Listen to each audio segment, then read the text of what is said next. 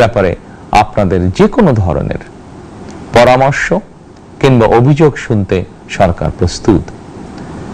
ক্রেতা বিক্রেতা গ্রহীতা এই সরকার সকলেরই সরকার। এই সরকার আপনাদেরই সরকার। আপনারাই ভোটের মাধ্যমে এই সরকারকে রাষ্ট্র পরিচালনার দায়িত্ব দিয়েছেন। আপনারাই এই সরকারের শক্তি।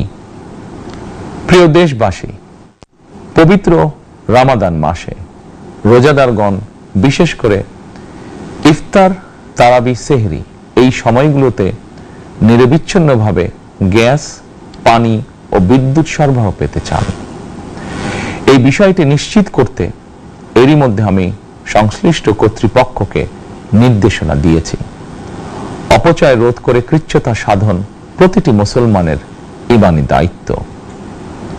অফিস আদালতে বিনা প্রয়োজনে কিংবা প্রয়োজনের অতিরিক্ত গ্যাস, বিদ্যুৎ, পানি খরচের ব্যাপারে সচেতনতা অবলম্বন করাও ইবাদতেরই অংশ বলেই আমি মনে করি। দেশের সকল সরকারি বেসরকারি কর্মকর্তা কর্মচারী এবং জনসাধারণের প্রতি কৃচ্ছতা সাধনের আহ্বান জানানোর আগে আমি সরকারের মন্ত্রী এবং বিএনপি সংসদ সদস্যদেরকে দিয়েই একটি দৃষ্টান্ত স্থাপন করতে চেয়েছি। বিএনপি সংসদীয় দলের প্রথম সভাতেই আমরা সিদ্ধান্ত নিয়েছি বিএনপি থেকে নির্বাচিত কোনো সংসদ সদস্য সরকারি সুবিধা নিয়ে ট্যাক্স ফ্রি গাড়ি আমদানি করবেন না এবং প্লট সুবিধাও নেবেন না। আমি আপনাদের সামনে বলেছিলাম রাষ্ট্র পরিচালনার সুযোগ পেলে বিএনপি সরকার মহানবীর ন্যায়পরায়ণতার আদর্শ অনুসরণ করবে। আমি মনে করি বিএনপির সংসদীয় দলের এই সিদ্ধান্ত ন্যায়পরায়ণতার আদর্শেরই একটি অন্যতম প্রতিফলন। প্রিয় দেশবাসী, বিভাগীয় শহরগুলিতে বিশেষ করে রাজধানী ঢাকায় যানজট অত্যন্ত নিয়ন্ত্রণহীন। হাটে মাঠে ঘাটে, অফিস আদালতে জনগণের ভোগান্তির শেষ নেই। জনজীবনের নানা ক্ষেত্রে জনদুর্ভোগ লাঘব করা না গেলে জনমনে স্বস্তিও ফিরবে না। রাজধানীতে জনসংখ্যার চাপ কমাতে বিকল্প ব্যবস্থা গ্রহণ করা জরুরি হয়ে পড়েছে। মানুষ তার নিজ জেলায় কিংবা নিজের বাসা বাড়িতে থেকেও যাতে সহজভাবে সঠিক সময়ে অফিস, আদালত, ব্যবসা বাণিজ্য করতে পারেন সেই লক্ষ্যকে সামনে রেখেই সারা দেশে রেল যোগাযোগ ব্যবস্থা ঢেলে সাজানোর উদ্যোগ নেওয়া হচ্ছে। এই পরিকল্পনার অংশ হিসাবে প্রথমেই রেল, নৌ, সড়ক এবং সেতু মন্ত্রণালয়ের কার্যক্রম পুনর্বিন্যাস ও সমন্বয় করা হচ্ছে।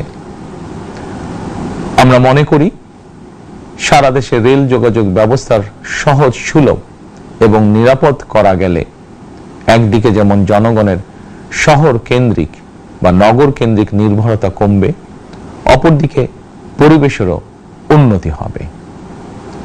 প্রিয় দেশবাসী, আমাদের চারপাশে সমস্যার শেষ নেই, তবে সমস্যার পাশাপাশি সম্ভাবনাও কিন্তু কম নয়।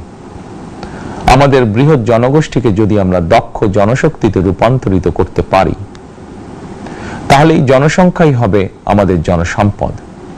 আমরা নিজেদেরকে দক্ষ করে গড়ে তুলতে পারলে শুধু বাংলাদেশই নয়, বিশ্ব বাজারও আমাদের জন্য উন্মুক্ত।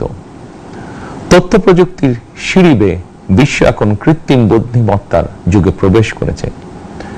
প্রযুক্তির এই প্রতিযোগিতামূলক বিশ্বে সম্মান এবং স্বচ্ছতার সঙ্গে টিকে থাকতে হলে আমাদেরকে কোনো না কোনো একটি বিষয় বা কাজে পারদর্শী হতে হবে। দেশের কোটি কোটি শিক্ষার্থী এবং তরুণ যুবশক্তির উদ্দেশ্যে বলতে চাই, Introducing Meat Heaven Pizza.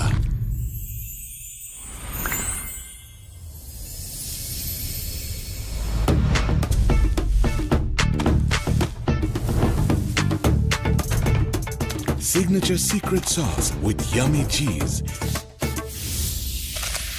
Creamy chicken, chicken sausage, আর crispy chicken pepperoni ও সহযোগিতা দেওয়া যায়, সব রকমের সহযোগিতা দিতে বর্তমান সরকার প্রস্তুত। কর্মসংস্থান এবং কর্ম পরিবেশ নিশ্চিত করার সুনির্দিষ্ট অঙ্গীকার নিয়ে বর্তমান সরকার যাত্রা শুরু করেছে।